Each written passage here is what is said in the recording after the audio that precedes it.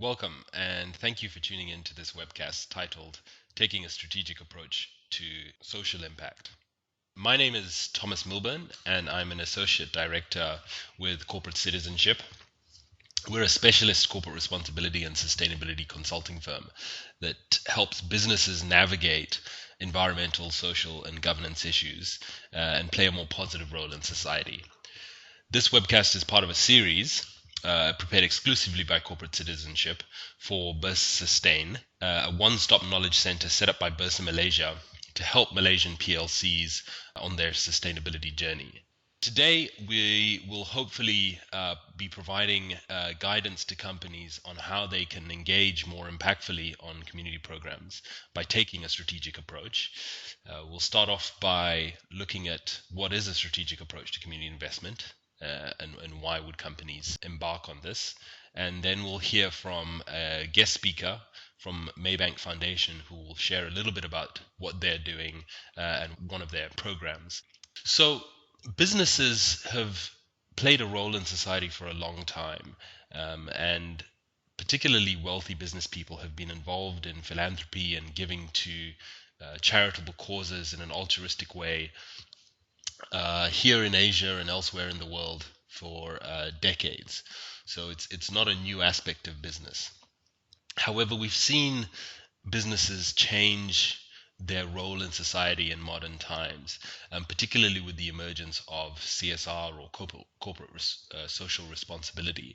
And in recent years, there's been a clear shift actually away from not just ad hoc reactive donations towards charitable causes to a more structured and strategic approach. By this, we mean companies looking to take a longer term and planned approach targeting specific societal needs and that utilize some of their core competencies in order to have greater social impact. So as I just mentioned, this really is about companies better understanding how they can have greater social impact by looking at not just the community needs and identifying kind of gaps where they can have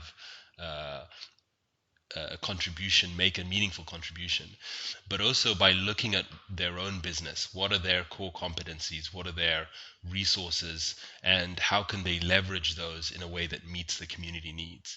So where these two aspects intersect is really where we would like to see more companies focus their efforts and be strategic in finding ways where community needs overlap with their core business competencies.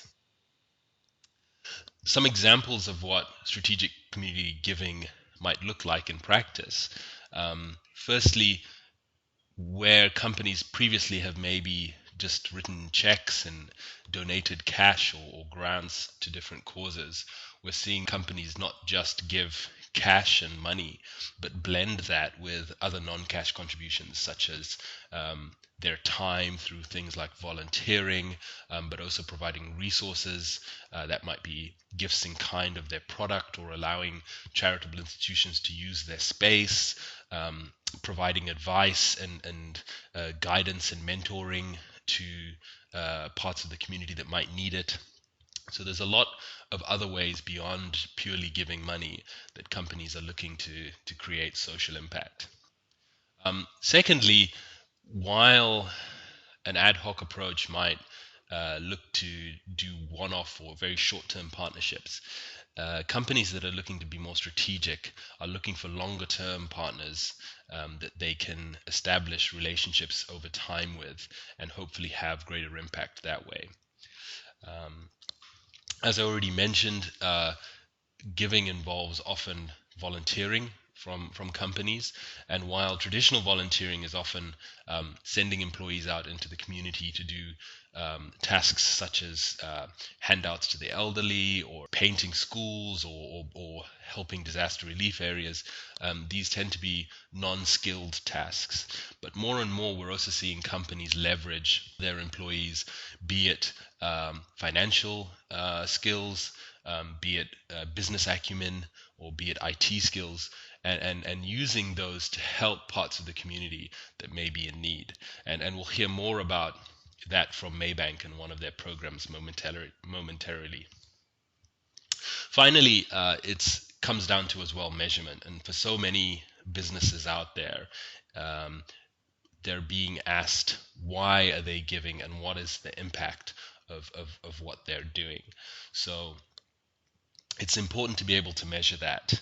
And while it's quite easy to measure the inputs and outputs of your program, by inputs I mean what it is you're investing, and by outputs I mean uh, who is it that you're reaching with that investment, how many people or how many organizations or institutions, um, and moving towards measuring the impacts, which is, well, what changes as a result of that. So not just how many people have you reached, but what changed for them, how have you improved their lives, or how have you made the world a better place. And this can be challenging for companies, but it's very important that we measure impact to understand that we're actually making a difference with our contributions. So here is an example from a large telecommunication company, one of the leading telecommunication companies in Asia, Singtel.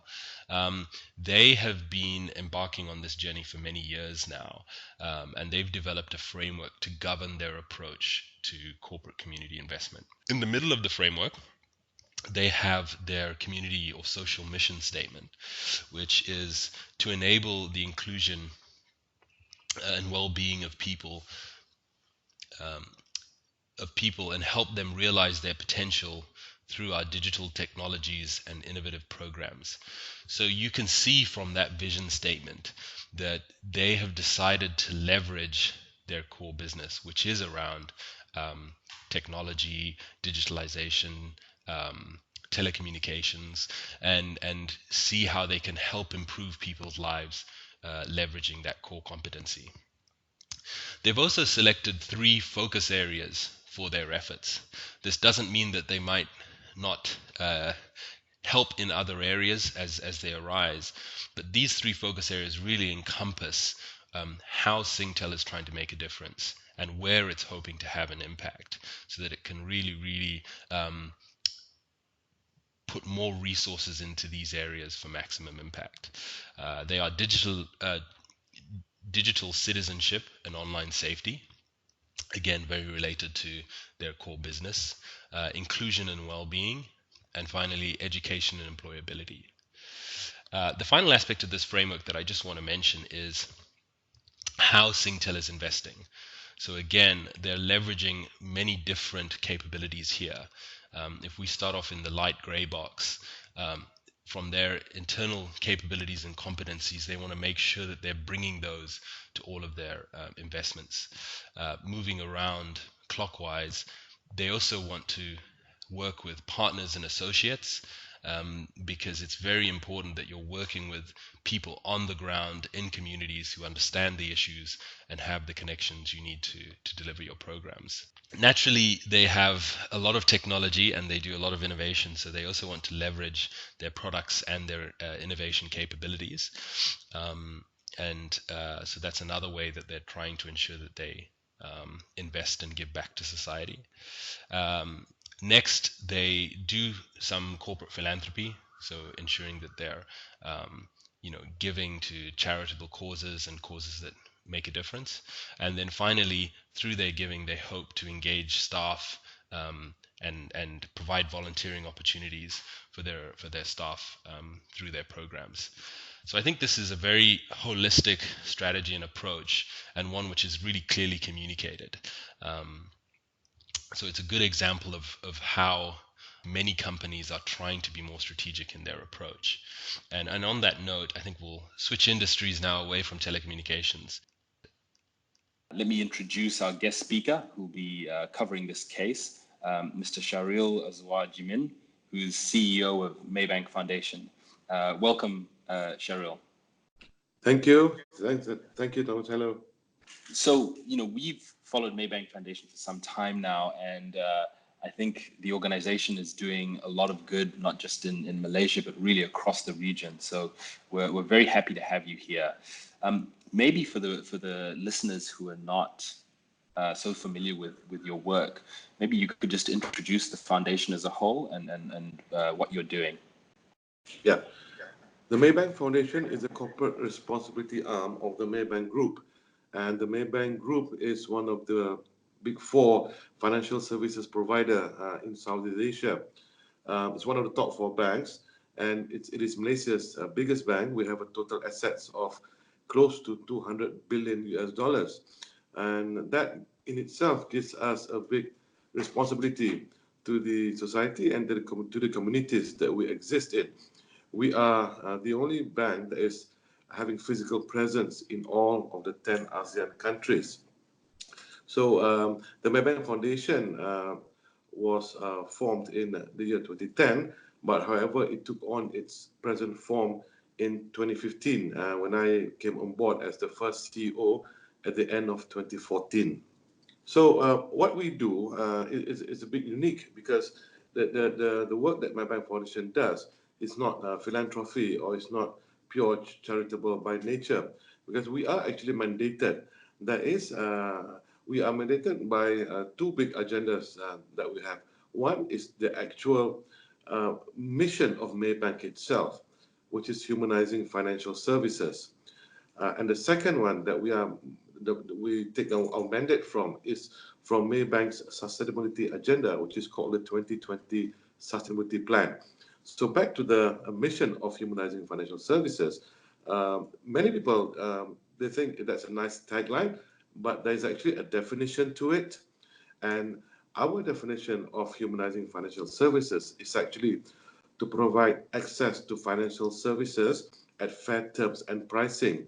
And in doing so, to be in the hearts of the communities that we serve and advising them based on their needs. So a lot of it is about empowerment and financial inclusion, so which reflects the work that we do. So because of that mission, we have crafted a sustainability plan, which is based on three pillars: community and citizenship, people, and access to products and services. So these three pillars actually make up the definition of humanizing financial services, which I mentioned earlier. So what Maybank Foundation does is that Maybank Foundation spearheads all the community and citizenship investments for the group throughout Maybank, which we are present in 18 countries today. And so that's a big call, but a lot of our, or most of our efforts today are actually within the Southeast Asian or ASEAN countries.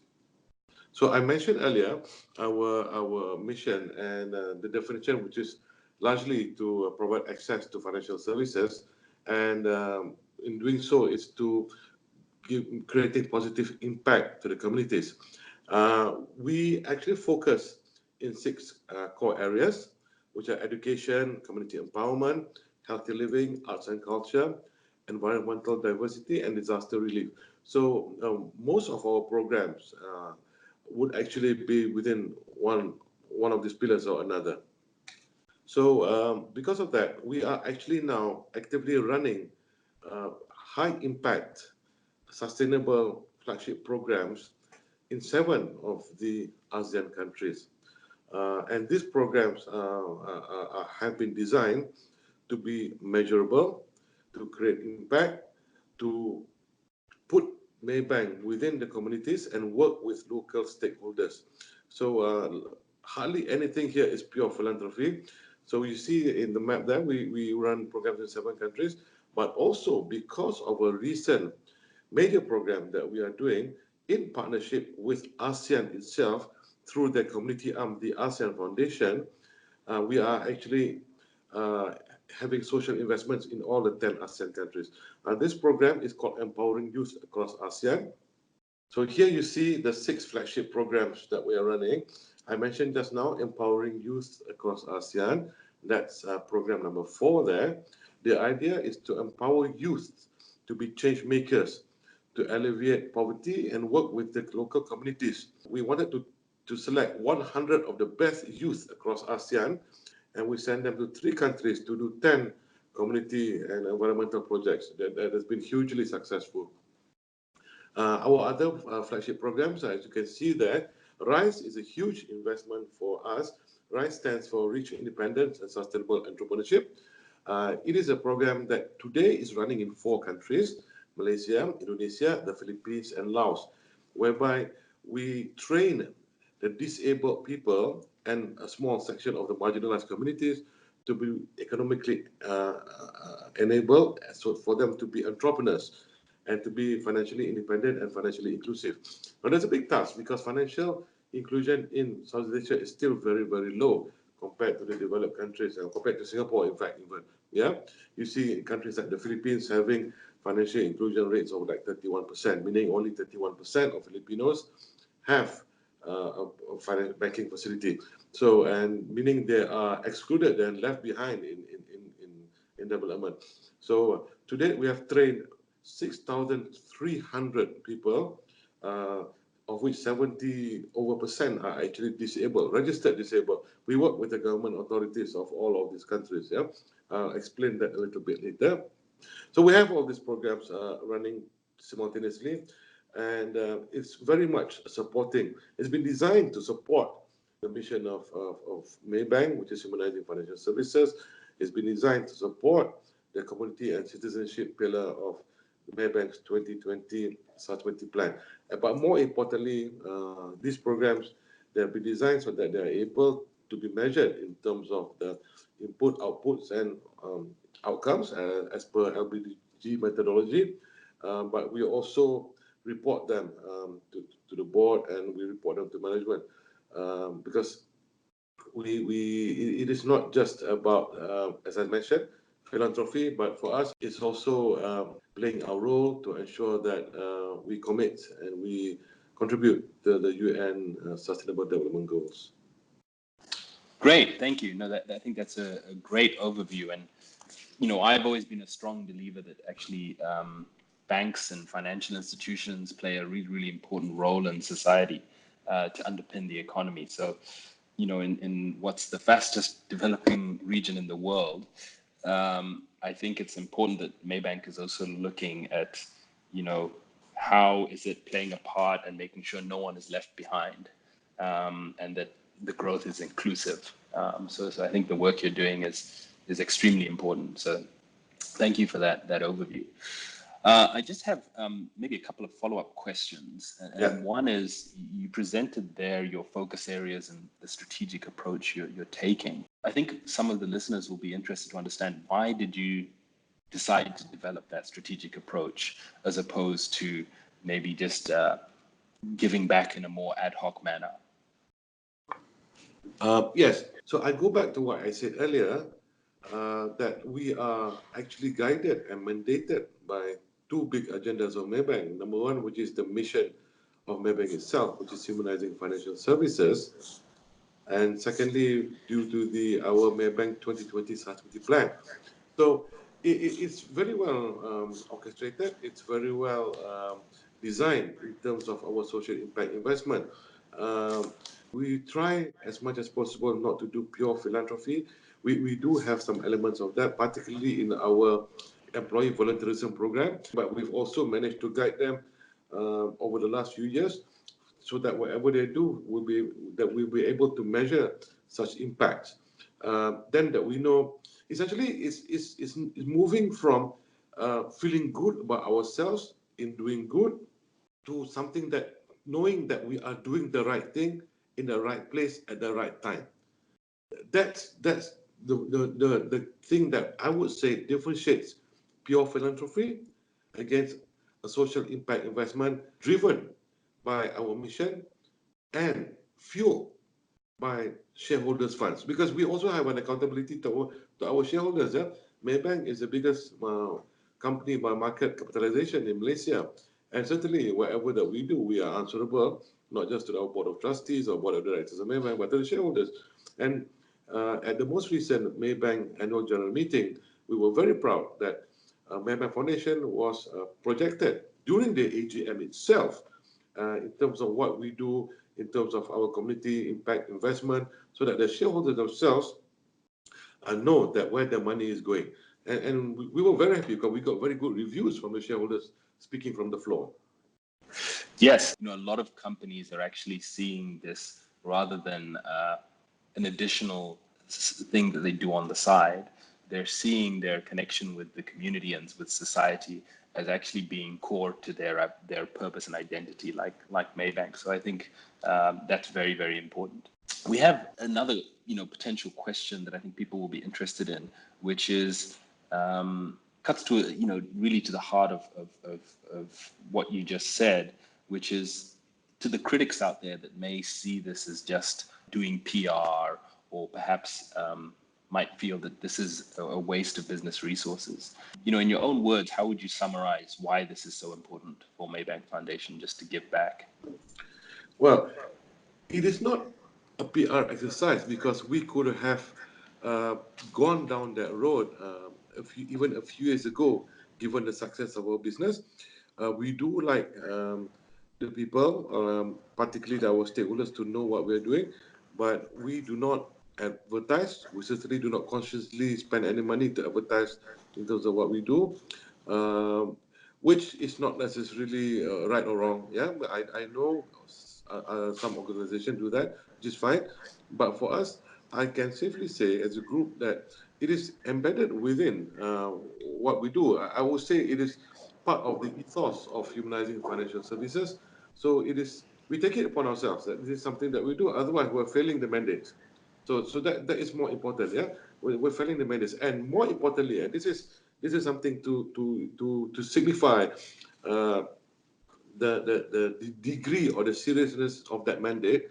For the past few years, the board of directors of Maybank Group has made a decision that about 1% of profit after tax of Maybank shall be allocated to community efforts.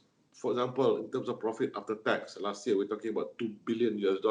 Getting 1% of that for our community efforts is significant. So when the board has made that kind of decision, that this is something that we need to do as part of how we operate, rather than giving back in this kind of manner, where we are guided by clear mandates, where the board has made a conscious decision of allocating 1% of profit after tax. Then we are able to chart that out, plan that out more, having multi-year plans, working with multi-level stakeholder relationships. And we feel that by doing so, we're able to report better, we're able to measure the impact better. And it's clearly grown even within the group now, among the employees, among our internal community. It is not seen as charitable giving back anymore. It is seen as part of what we do. Yes, I think that's fantastic that it's so embedded within the company, and the leadership is really coming from the top. I think we've got a pretty good understanding overall, but I'd like to delve into a little bit more on some of your flagship programs, and Rise is one of the ones that's been running longest. Yeah. Maybe you can just talk us a little bit more through Rise. What's it trying to achieve? How does it work? What have been some of the results? And give us a little bit of a flavor around that program. Sure. RISE is one of our key flagship programs, a program that we're all very proud of, uh, particularly because it allows our local Maybank guys to participate in the program. Yeah. So there is an element of staff participation, and and we are able to take pride in the outcomes. Yeah, RISE is a program that supports the disadvantaged communities, particularly people with disabilities, to be economically independent. Yeah, and it is not a program that a 1 or 2 day program to give motivation, or it's not a program that we give money upfront to support them to do something quick, but it's actually a long-term program going over 6 months. Yeah, and the key features of this program is very unique because firstly, there is no money at all given upfront, either by way of grants or by way of loan. We target quick income increase for these people who are all designed to be entrepreneurs. We do not support people who want to gain employment. Yeah, and the quick income increase must be sustainable, and it actually works for both existing and also new entrepreneurs.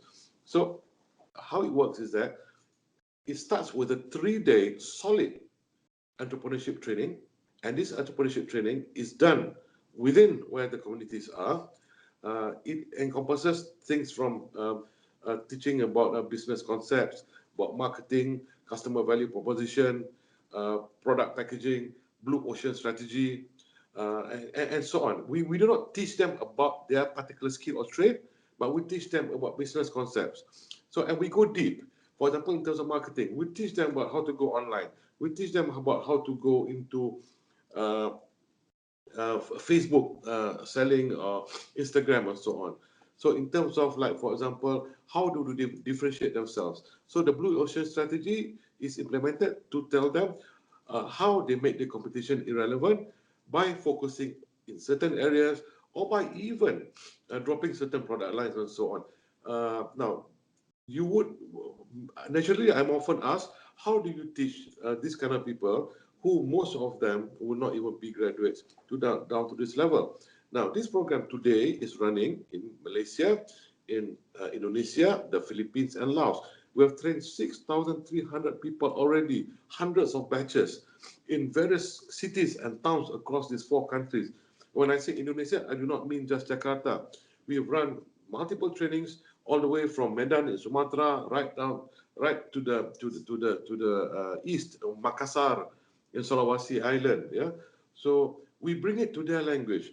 In whatever country that we train, we come up with program books, modules, and the trainers is all in their language. So it's a 3 day solid training in which on the 3rd day of the training, the local Maybank guys will come in and talk about what Maybank does, talk about Maybank's financial products, but how these people can benefit from being financially inclusive. So, for example, if we do a training program in Kuala Terengganu, Malaysia, the branch manager, together with the financial executives from the branch in Kuala Terengganu, one of the branches, we have quite a few there, will come and do the training on the 3rd day in the afternoon.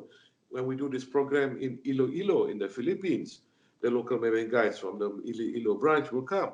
When we do this program in Bandung in Indonesia, similarly, the same guys will come from the local Maybank office. Of course, the training is orchestrated by Maybank Foundation together with our program partner called People System Consultancy. They work only for us in terms of entrepreneurship for the disabled people. What happens next, and this is the biggest differentiator compared to other similar entrepreneurship programs, if there are any for disabled, is a 6-month solid mentoring period. Yeah, this mentoring period is done by our program partner and also by the Maybank business units. We meet them face to face. We call them every week. We create support groups within their own batches to ensure that there's sustainability of what they do, to ensure that they are still motivated. And because of that, we saw that we are able to meet the 5 key deliverables of this program in terms of empowering the disabled communities, in terms of seeing a real income increase, in terms of seeing business startups, yeah, and also that these people are empowered with entrepreneurship and finance training. I will show you the phases of this program. We started this program in late 2014. We started with a pilot in Malaysia, whereby we trained 280 people. And we closed that off after the mentorship period in April 2015. We were very surprised at the outcomes. The results was amazing. We saw an income increase from the pilot of more than 400% for the top 40% of this population of 280. So much so that the Board of Trustees were very impressed that they approved a second phase, 2-year program to expand this program in Malaysia and also to pilot Indonesia and the Philippines. So for the next phase of this rise, we look at 1,800 people, 1,004 in Malaysia, 200 in Indonesia and Philippines respectively as pilot. Now that came out as a huge success as well. The pilots in Indonesia and Philippines really blew us away. We saw huge success in the Philippines. The pilot of 400 people, we did more than 400 actually. We trained about 220 in Manila. 100 over in Manila, and another nearly 160 in Cebu. And the income increase for the top 40% of these people came out of more than 500%. So that was amazing. Indonesia was a great success as well. A lot more challenges that they have there in Indonesia, being a very huge country. so much so that we expanded to a third phase to go into 4 countries. So we're in the final tail end period of phase 3. We expanded more into Malaysia. We did a huge scale up in Indonesia across all the islands. We did a major scale up in the Philippines as well, and we've just gone into Laos. So we are able to report the outcomes of each of these batches. But what is interesting, and I like to share with you, for each of these phases, the outcomes, particularly the income increase, was independently audited and validated. Now, for each of the phases, we validate the outcomes and we present to the Board of Trustees. And we've done 4 validations so far, and it was all done by the University of Nottingham. So we wanted to make sure that there was independent validation, what we did was correct. And when University of Nottingham was engaged, they went and to do the independent validations without us. There was no guidance from Maybank Foundation nor the local Maybank business units. They went to see the business place of these participants. They did independent interviews. They did monitoring of these people, all without us. And they came back time after time with really fantastic validations of these programs. Now, this is the impact map. Overall, for this RISE programs, about 6,300 participants that we trained in the 4 countries. As you can see, results still coming. We have also late bloomers, will come a bit later.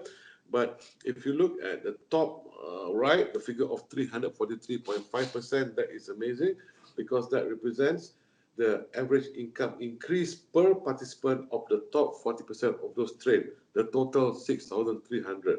So imagine if you are earning the equivalent of 100 US dollars in Indonesia as a street trader, after 6 months of going through the program, you are today earning $300 US in Jakarta. That makes a lot of difference. You are able to not just look at the outputs, but you are able to look at the impacts, what changes. We have compiled a lot of stories in terms of what changes. We have seen numbers of people having the ability today, disabled people, to be able to send their children to school, to college, getting a lot better access to healthcare, scaling up the business, employing other disabled people to work for them, and it's amazing. So if I were to, and we work with multi-level stakeholder groups. If you look at the right in the middle, in these 4 countries, we work with 120 partners, local NGOs, and these are all credible organizations. They've all been recommended to us by the various government organizations. So, for example, how this works is that when we want to enter the Philippines as a new market for rice, the first port of call would be the Department of Social Welfare and Disability. We get their support, we get their endorsement. They refer us to various organizations that are registered with them, who are able to register the disabled people. In Malaysia, we have the Social Welfare Department, who gives out accreditation to various groups, and who is the only body who gives certification for disability. So we only work with people or organizations who are accredited, and also participants who are actually legally disabled, because we want to make sure that these people are not there for the just for the 3 days of training, but we want to ensure the sustainability of what they do.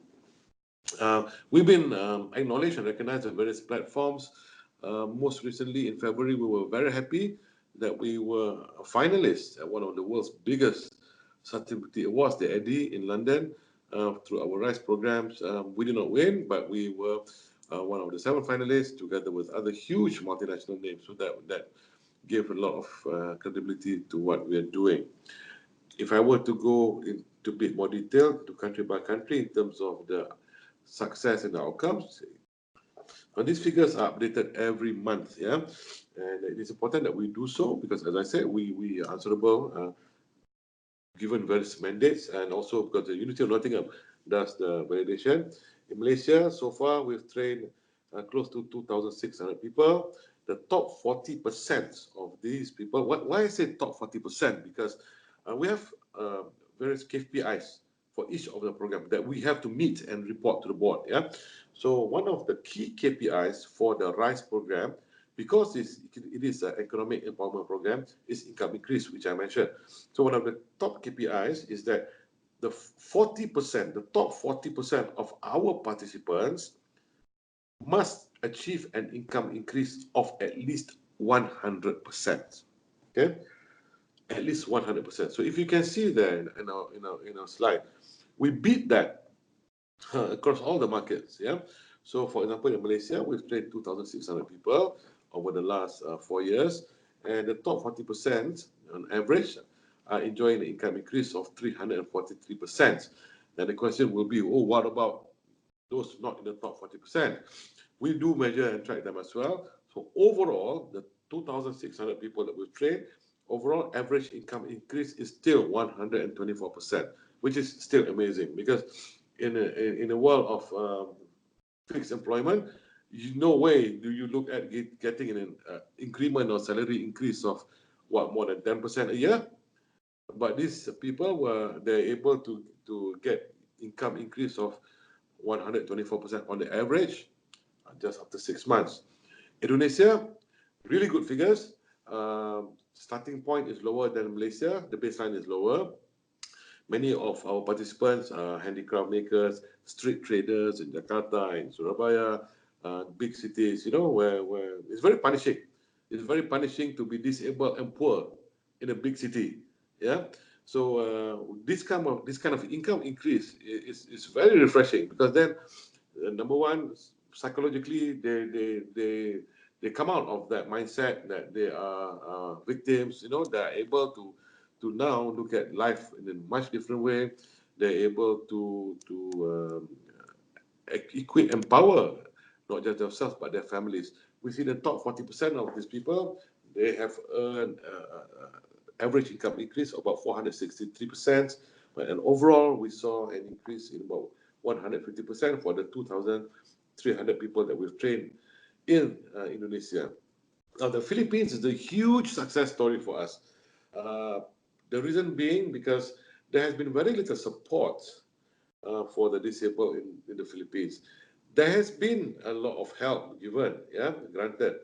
But one of the learnings that we have at Maybank Foundation, when we run this program, and we've trained 6,300, right? So I meet disabled people very, very frequently running this program. They're very grateful for this training, because for once they're given something that has longevity, that provides them with sustainable business approach. Because what I see, one of the learnings that we see is that these people, they don't need sympathy. What they need is opportunity.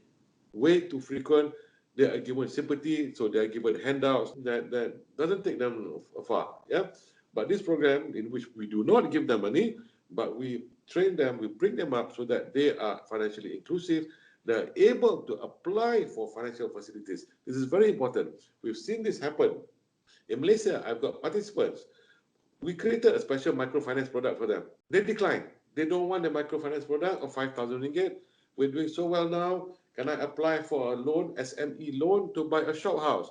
Can I apply for an SME loan to buy machinery for my printing business? And these are guys who are in wheelchairs, So they've been given access to financial services for the first time.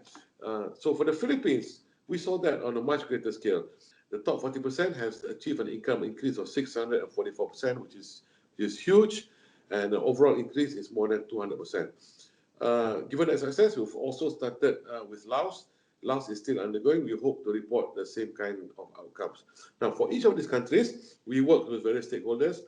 The central banks love what we're doing because it creates financial economic empowerment and financial inclusion.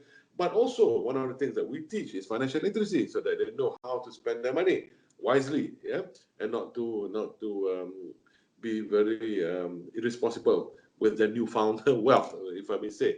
So, for example, in the Philippines, the Central Bank of the Philippines, the Bangko Sentral Ang Pilipinas, the BSP, is very supportive of what we do because they feel that this contributes to the ESG agenda that they're trying to drive. So we've been invited to various platforms to partner with the BSP, the central bank, to talk about our program and to share the success.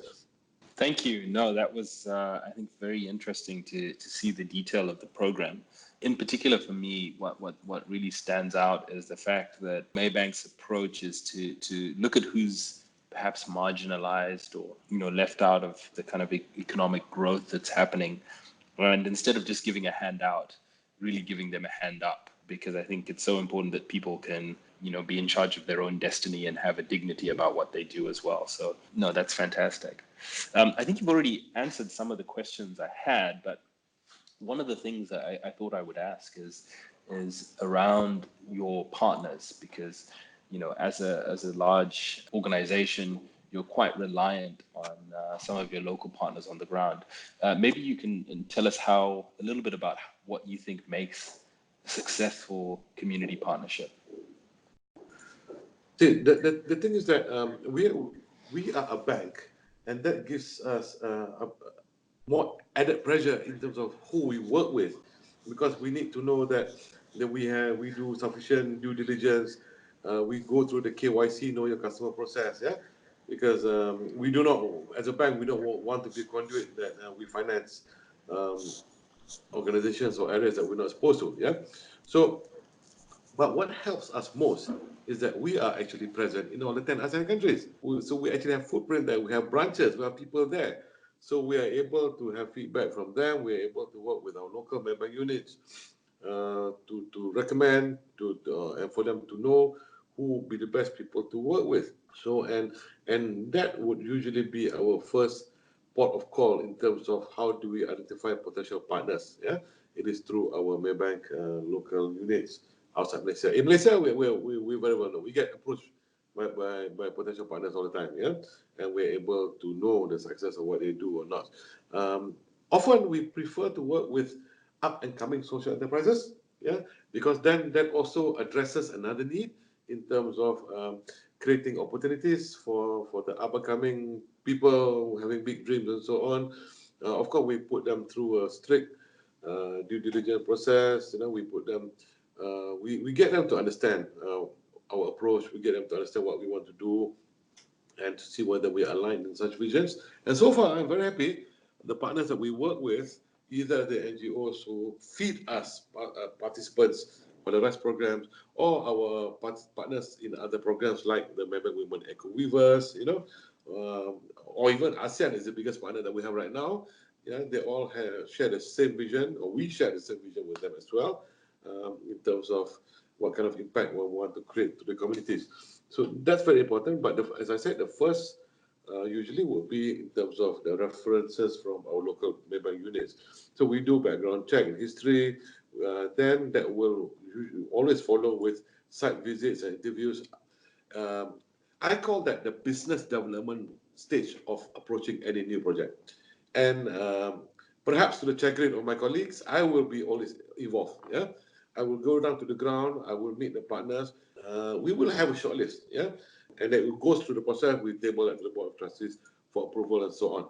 Yeah, and then we go through the onboarding process, whereby they will need to be go through the due diligence, enhanced due diligence, and so on. And the partnerships from the very start will be very clear on what will be the understanding of the goals, what will need to be tracked in terms of input, output, outcomes, what kinds of reporting they need to do to us, and what kind of expectations that we have upon them.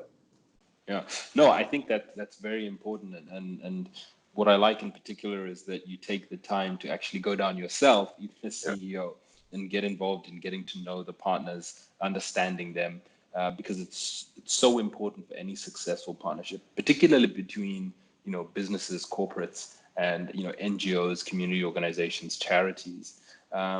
It's very important that those two organizations get to know each other and are able to identify shared objectives, and that sets up the partnership for success. So I think that's very important. And then the other aspect that you mentioned there around the due diligence and having an agreement so that it's clear from the outset what the expectations are, particularly with regards to things like measurement of outcomes and impacts and the reporting of that, because it's so difficult to do in retrospect. It needs to be clear from the beginning. Okay, so I just have one last question, which is around, this goes back to, you've talked through some of the impacts in the community, some of the success stories. I think Rise has achieved a lot. But, our view is very strongly that this needs to be a win-win. It's not a trade-off. So how have you gone about measuring some of the business benefits? How has this helped the company achieve its objectives? And that's very important for the kind of long-term viability of your strategy and how you're contributing to the community as well. So maybe you can tell us a little bit about that. Yeah. You see, before we embark on any program, it goes through a rigorous exercise in coming up with Maybank Women Equivers, in coming up with RISE, in coming wherever. We actually have a very stringent program evaluation. We call it our program toolbox. That's always the first starting point. Well, actually, the first starting point is whether that program that we want to do fits in one of the 6 key areas. Yeah. So whether it's in environmental diversity, whether it's in community empowerment, and so on. So that's the first one. Then, if it does fall within one of the 6 key areas that we want to do, what happens next is that we put it through what we call program toolbox. We develop our own program methodology in terms of how do we look at potential programs to approach. So this is very important because I have not seen any other corporate foundation that has this kind of methodology. Yeah, in terms of how can we approach a potential program. So it's a series of 6 questions that we created, and it's backed by a lot of Excel sheets. Yeah. So these 6 questions we put through, and for example, one of the questions is that, is it regionally significant yet locally relevant? Okay, because we're a regional bank, so we must be able to approach it in that kind of manner. So, for example, if a program that we want to run in Kuching, Sarawak, are we able to replicate the same program in Manila, Philippines? Are we able to replicate the same program in Yangon, Myanmar? And are we able to regionalize it? One other question that we have, which is also very important, is that would that program have any benefits to the bank itself? Yeah, we call it a business-based outcome. And so we know that we're not going to be rich doing these programs, but we like the idea that it comes back to the bank and it makes more sense of what we do. So, for example, RISE, in creating financial inclusion, remember when I said for RISE, on the 3rd day, the local Maybank units will come, talk about our programs, and they will offer financial banking facilities. We created 60% conversion rate from these people. They actually, 60% of these participants open Maybank accounts. And many of them, for the first time, they have any bank account. So that's huge, that they're able to have a financial facility. Yeah. So, this is an example of how we're able to bring it back to the bank. And for other program, like, for example, the Empowering Youth Across ASEAN, again, the idea is never to be rich from this program, but it comes back to the bank. ASEAN Foundation today is a Maybank customer, okay, because of this program. So that itself is big. But when we run this program, Empowering Youth Across ASEAN, we set out the 10 groups to go on all the 10 ASEAN countries, the local partners. We operate through the Maybank platform. Yeah, we operate through the Maybank platform. So that gives them the confidence that the Maybank is there for them. We're able to transfer money in a very effective way. But for us, it also allows the leveraging on our own products, on our own infrastructure. So that's very powerful as well. So that's an example of how it comes back to Maybank in terms of business-based benefits. Okay, great. Thank you. And I think that also wraps up the time we have with you today. So thank you very much for sharing that. I think that's been really interesting to hear about what Maybank Foundation is doing and delve into some of your programs, particularly Rise, which is, one of your long-standing initiatives. And so, and on that note, I'd like to thank you very much for your time. And yes, we'll certainly look to see more about what Maybank is doing in the future. It has been my pleasure. Thomas, thank you very much. I'm happy to be able to share what we do, especially to corporate citizenship, given what we do with LBG. So to summarize today's discussion, I think I just want to share some of the hallmarks that we've heard today from Maybank, and I think that really encapsulates what makes for good strategic community investment. First and foremost, and we've said this before, it should align with the business. So it needs to make sense and hopefully support business objectives, but also it needs to leverage the core competencies and the core capabilities of that business. And we've seen some examples of that today with Maybank and financial inclusion and supporting businesses using some of their knowledge and experience and networks. And this is extremely important because that's how they can make the biggest difference. Importantly, this needs to be paired with meeting community needs. So this sounds like an obvious point, but quite often companies don't take the time to really understand community needs and what some of the gaps are. And I think it's very important that due diligence is done to really understand where companies can make a difference within their community. Another hallmark is really that the best strategies tend to be very focused on a small number of issues and a small number of areas where there's a need. And this is based on understanding both the business alignment and the community needs. And if you can identify 3 or 5 themes or 6 themes where you can really make a difference wherever you're operating, quite often that's much more impactful than if you're trying to address many different causes. Next, I think it's important that companies work in partnership, and we've said this before. Local partners who have the knowledge and the understanding to really make a difference on the ground are critical to any community investment activity. And if those partnerships are based on long-term agreements with shared objectives and a real sense of working together, then they can be very successful and very impactful indeed.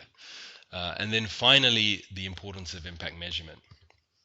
And for me, this underpins it all, because if you don't measure your progress and measure the difference you're making, you really aren't able to assess and understand if you've made a difference and you've been successful.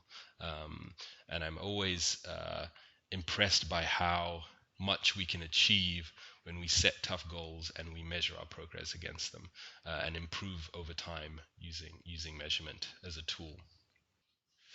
And last but not least, if you are interested in further reading, here are 3 potential pieces that you may find of interest. Firstly, the LBG Guidance Manual. LBG is one of the leading global standards for measuring, benchmarking, and reporting on corporate community investment. And the Guidance Manual provides companies with a practical toolkit to introduce how to apply the LBG framework for measurement and reporting.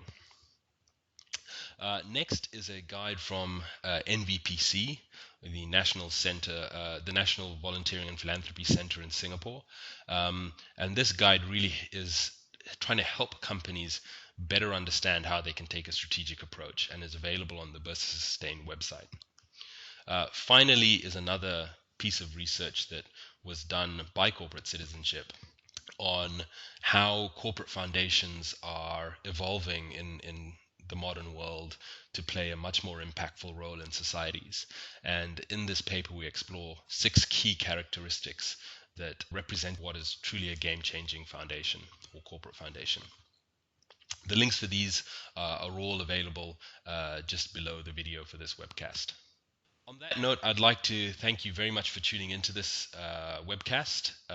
We've thoroughly enjoyed hearing from Maybank, and if you have any questions at all, you can contact us here at Corporate Citizenship using the email address on screen, singapore@corporate-citizenship.com, and we would welcome any questions that you have.